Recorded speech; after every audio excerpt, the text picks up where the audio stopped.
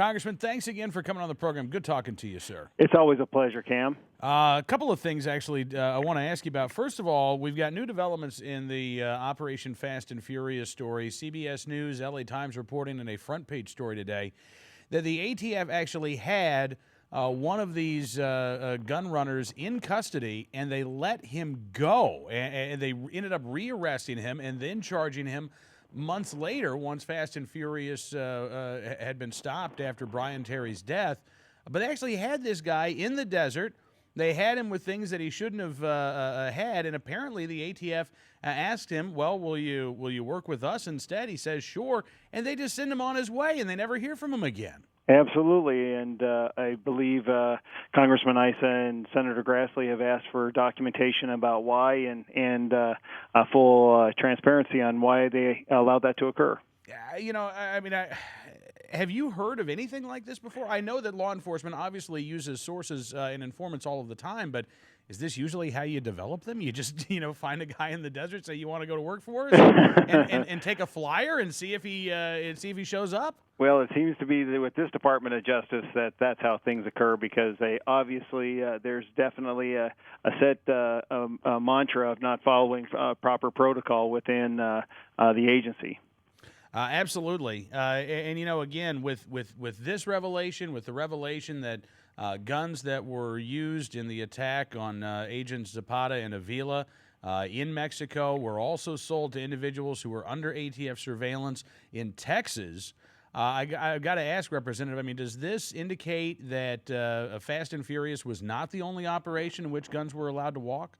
Well, I can tell you from the very inception, going back to April of 2009, Cam, the Attorney General talks about an aggressive campaign with gun running.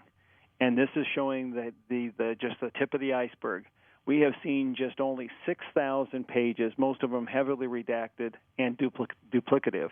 We want access to all the documents and to the folks that the Inspector General has looked at. We want to have access because we already know that we've got two Upper Justice number 3 lying to Congress. We want to have a full transparency and accountability on all the documents.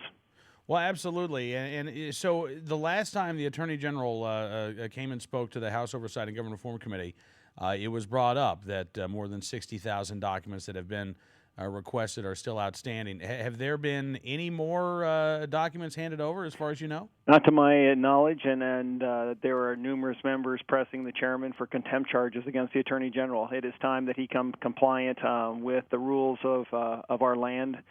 He is not above them, and he has to answer to Congress. It does seem as if the media has become slightly more interested in Fast and Furious over the past couple of days. Anderson Cooper, I know, talked to Representative Issa. They discussed again the attack on Agents Zapata and Avila in Mexico and how this is related to Fast and Furious. As I mentioned, the LA Times has a front page story today on the latest developments. It's amazing to me that we have people, including some of your colleagues in Congress, who say, well, we've been investigating for over a year, haven't really come up with anything. Time to put this baby to bed. How can they say that given the sheer amount of information that is being withheld from by this administration? Absolutely, and if you complicate that with the Attorney General and the ranking member saying that this was acceptable collateral, I don't know, Cam, what is acceptable collateral, being the folks of Arizona with their livelihoods, their material possessions, and the safety of our citizens and law enforcement folks out there. That is totally outrageous. And that's why we have to have full compliance and full accountability of why this came about, who's all involved, and what's all surrounding it so that we don't have this ever happen again. Absolutely right. And, I've got to ask you as well, Congressman, while we've got you here, what have you had a chance to see this video that Breitbart.com released of the Attorney General back in 1995 talking about the need to brainwash Americans into having an anti-gun attitude? That tells you a lot about our Attorney General, and you can look at what we're already seeing right now. The 4 border states have additional paperwork for sales of guns, so they were after this all along. When we look at the Attorney General, we'll go back to this and see how he understood. He knew about this. He is incompetent, and he needs to resign.